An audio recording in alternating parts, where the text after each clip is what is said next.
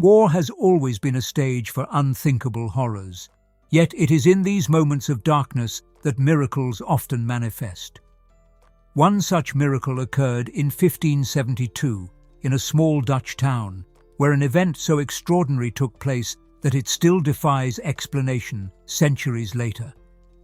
But how could a moment of divine intervention emerge from such brutality? And why would God choose such a setting to reveal himself? The answers lie in faith and in the profound mystery of the Eucharist. Throughout history, countless martyrs have shed their blood in defense of their beliefs, but rarely does heaven respond in such a visible way. If you enjoy content that helps you grow spiritually, don't forget to like this video, subscribe to our channel, and join our community for more inspiration. Let's get started.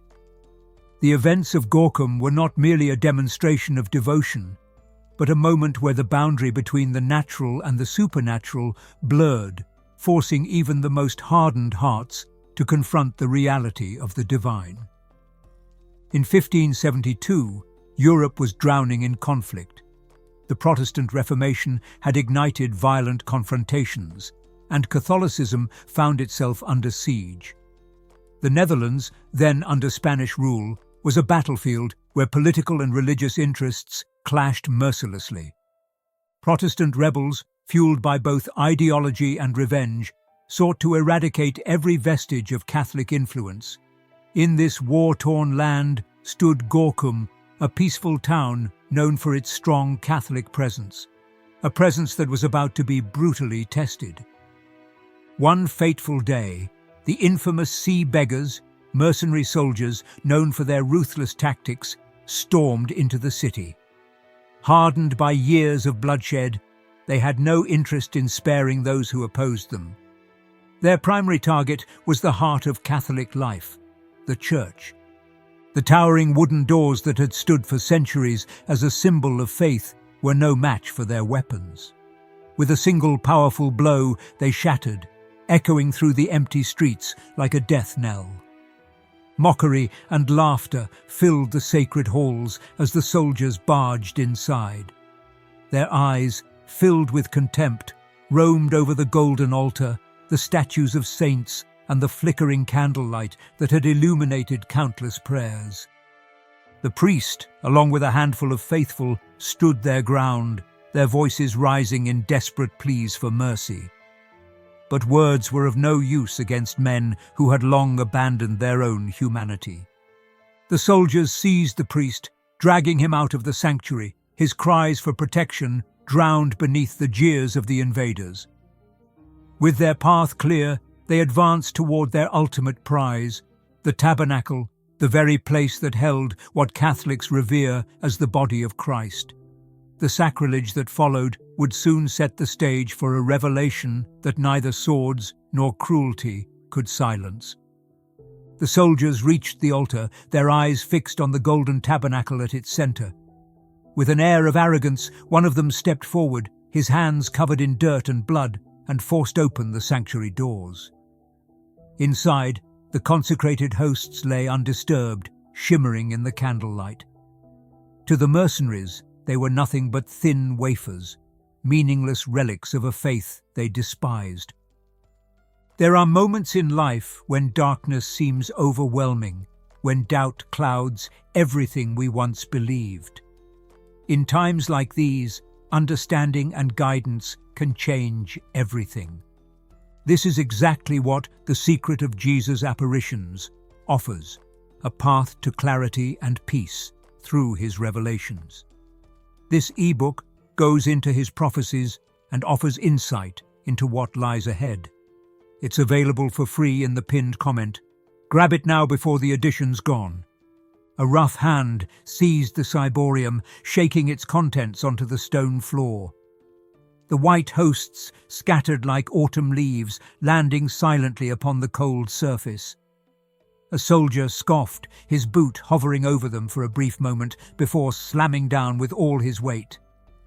Laughter erupted as another kicked a host across the church like a discarded scrap of food. Amusement turned to taunting as they continued the desecration. spitting upon what Catholics believe to be the body of Christ. One soldier, a tall, broad-shouldered man with a deep scar along his cheek, lifted a host between two fingers and held it up mockingly. "Behold the God of the Catholics," he sneered, before tossing it to the ground and grinding it beneath his heel. A single drop of red appeared on the stone where the host had been crushed. It was small at first, almost imperceptible against the darkened floor, then another, and another. The laughter ceased. The air grew heavy, as if the very walls of the church were holding their breath. The pool of blood widened, rich and deep in colour, thick as if drawn from a living vein. One soldier stumbled backward, his face drained of colour. Another muttered a curse under his breath. The mocking expressions twisted into disbelief, then fear. A trembling hand reached out, hesitant, and touched the blood. The man recoiled as if burned, his fingers shaking violently. He tried to wipe them clean on his tunic, but the stain remained, sinking into his skin. The realization spread like wildfire. What they had just mocked was not mere bread. One mercenary dropped his weapon, his breath shallow and uneven. Another clutched his head, whispering to himself in horror. Among them, one fell to his knees, staring at the blood in stunned silence. Yet even in the presence of the miraculous, pride and hatred held some captive. A voice, desperate and angry, broke the silence. "It's a trick," a soldier barked, though his voice lacked conviction. His hands trembled as he gripped his sword tighter, his knuckles turning white. "This can't be real." Before anyone could respond, another soldier, blinded by fury, turned his rage upon the altar. With a guttural cry, he raised his weapon and brought it crashing down. The wooden structure splintered beneath his blows. Candlesticks clattered to the ground, statues shattered, their faces breaking into pieces. The once sacred space was reduced to ruin. But the blood remained. No matter how fiercely they tried to erase it, no matter how much they raged against what their eyes had seen, the stain on the stone refused to disappear. The soldiers stormed into the streets, their nerves still raw from what they had seen inside the church. The blood on the floor haunted them, its impossible presence a silent accusation. Their leader, jaw clenched in frustration, barked the order. "Find the priests! I don't want a single one left alive." Armed with torches and steel, the mercenaries spread through Gorkum like wildfire. They pounded on doors, dragging families from their homes, demanding names, locations. Faces twisted in terror as neighbours were struck down for hesitating. Some held firm, clutching rosaries, whispering prayers. Others, faced with burning homes and sobbing children, broke under the pressure and revealed the hiding places of the clergy. Even in the darkest times, faith can be our greatest strength. Don't forget, a free copy of this powerful book is still available, but not for long. Check the first pinned comment before it's gone. One by one, the priests were found. Father Johannes was seized inside a small chapel, his vestments torn from him. Another, caught offering last rites to a dying man, was yanked away mid-prayer. No mercy was given, not to the priest nor the man receiving his final blessing. At the Franciscan convent, the search reached its peak. Soldiers crashed through doors, ransacked rooms, slashed through sacred texts. Amidst the chaos stood Father Nicholas Peake, his eyes steady despite the fury surrounding him. "If it is my time to leave," he said, "then let it be for the glory of God." A heavy hand struck his face, splitting his lip, but he did not waver. 19 priests and friars were rounded up, bound tightly, and dragged into the streets. Like criminals, they were paraded through town, their robes torn, their faces bruised. The soldiers spat, mocked, shoved them forward, but the men did not retaliate. Instead, soft whispers of prayer passed between them, strengthening with each step. At first, only murmurs, then louder. Our Father, who art in heaven, hallowed be thy name. A fist cut a friar's words short, blood spilling from his mouth. Another blow landed, yet the prayers did not stop. Their unwavering devotion rattled their captors more than screams ever could. One soldier, teeth clenched, grabbed Father Geronimo de Huert by the collar. "Your God cannot save you now," he sneered. The friar, his face bloodied but serene, answered softly, "My God has already saved me. Who will save your soul?" For the first time, a soldier hesitated. Fear had begun to change sides. The prisoners were forced into a dark, damp cellar that reeked of rot and filth. The air was thick with moisture, the cold stones beneath them sending chills through their bruised bodies. The soldiers threw them inside like discarded refuse, the heavy door slamming shut behind them with a dull thud. Hours passed in silence, broken only by the sound of ragged breathing and the occasional cough. Then came the first test. The door creaked open, and a group of mercenaries entered, their expressions twisted with contempt. One of them carried a wooden tray upon which lay bones, fragments stolen from desecrated relics. The soldier smirked as he kicked the tray toward the priests. "Spit on them!" he ordered, his voice dripping with mockery. "Trample them, and perhaps we'll let you live." No one moved, not a single pair of eyes wavered. Another soldier stepped forward, drawing a dagger, its edge gleaming even in the dim light. He grabbed Father Leonardo van Beagle by the shoulder, forcing him forward. The friar, his body weakened by the beatings, straightened his posture. His bloodied fingers trembled as he reached down, not to desecrate, but to lift one of the bones with reverence. "Lord, I am not worthy that you should enter under my roof," he whispered, pressing the fragment against his chest. His lips barely moved, but the words echoed like a battle cry. A sudden rage seized the soldiers.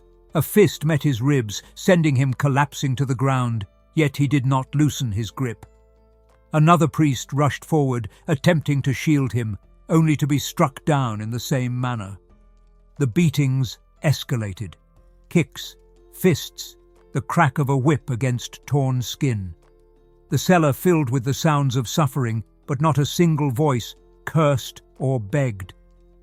History has witnessed miracles that defy explanation. What if the answers you've been searching for are closer than you think? Only a few copies remain. Claim your ebook before they're gone. The link is in the first pinned comment. Left bloodied but unbroken, they were abandoned in the darkness once more. Hours passed. Then, a second test. The door swung open again, this time revealing a high-ranking officer. He stepped forward, his polished boots barely making a sound. His gaze swept across the battered priests. "You are men of wisdom," he said, his tone oddly measured. "There is no need for you to die. Simply say the Eucharist is nothing but bread, and you may leave this place alive." A murmur passed among the captives. Some exchanged glances, their bodies trembling from exhaustion, but no one spoke. The officer sighed and turned to Father Nicholas Peake. "You are their leader. If you deny it, they will follow." The priest, his face gaunt from pain, closed his eyes briefly before answering. "I have spent my life preaching that Christ is present in the Eucharist," he said, voice hoarse but unwavering. "How could I deny him now?" The officer's face hardened. A nod was given. The door shut once more. Outside, the gallows were being prepared. The heavy doors of the cellar creaked open once more, this time accompanied by the rhythmic steps of soldiers. Torches flickered in the damp air, casting jagged shadows on the walls. The prisoners, weakened but resolute, lifted their heads as the mercenaries stepped forward, uncoiling thick ropes from their belts. "It is time," one of them announced, his voice devoid of emotion. The priests, their bodies bearing the scars of merciless beatings, exchanged brief glances.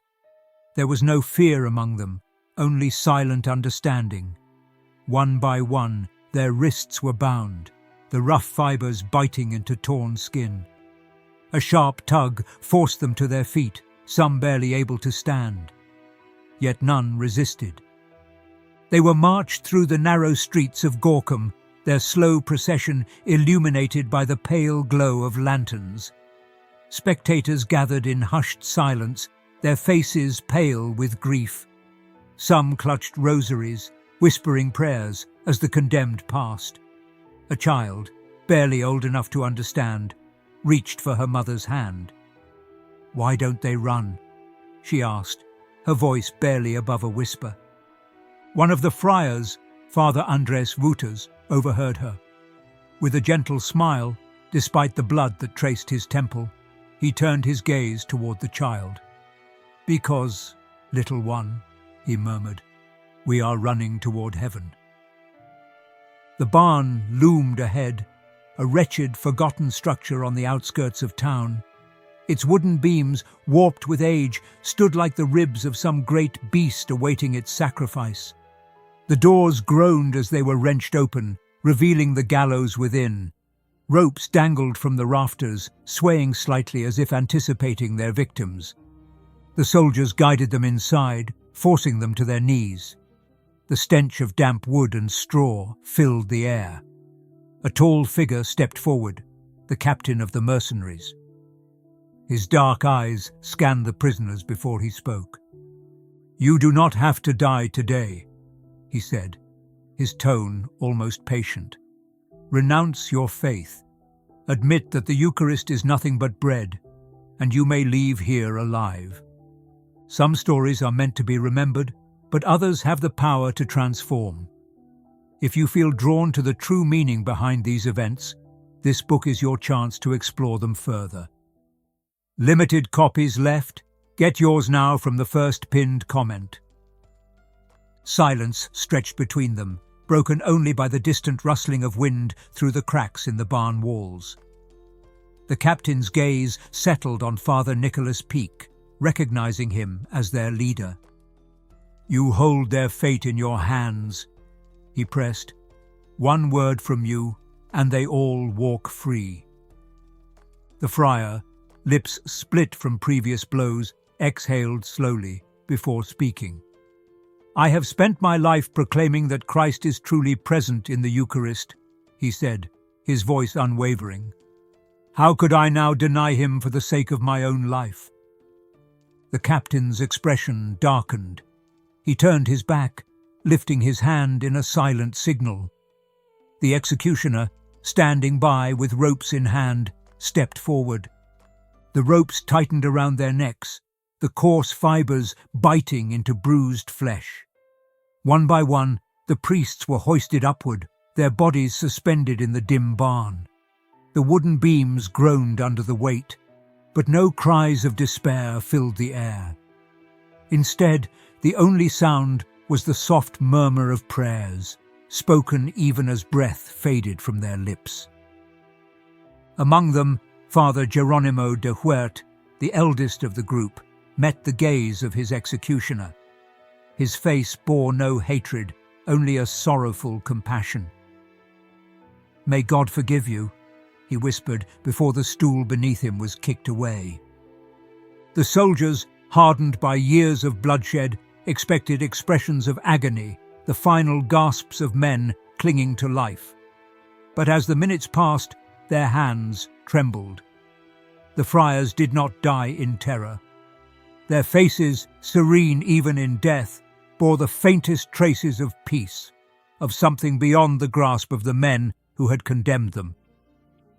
If this message makes you think and you feel it connects with you, don't forget to like it, subscribe to the channel, and leave a comment. Also, if you really want to support our work and help us keep creating valuable content, consider giving us a super thanks. Join this amazing community and don't miss any news. A hush fell over the barn. The executioners, shifting uneasily, cast glances at one another.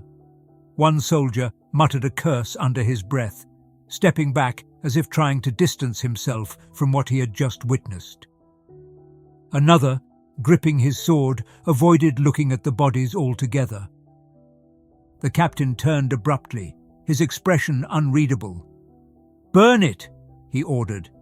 "Let nothing remain." Flames consumed the wooden structure, swallowing the lifeless forms in an eerie silence. But even fire could not erase what had been done. The memory of that night would linger far beyond the ashes, carried in whispers, in prayers, in the hearts of those who would never forget.